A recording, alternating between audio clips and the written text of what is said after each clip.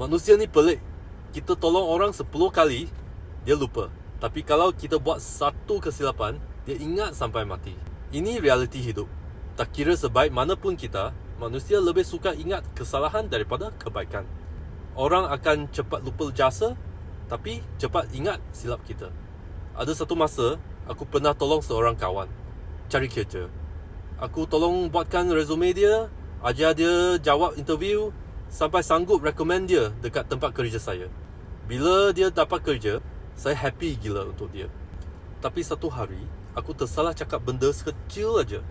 Aku bergurau pasal sesuatu dan dia terasa. Sejak tu, dia mula jauhkan diri, tak tegur aku langsung.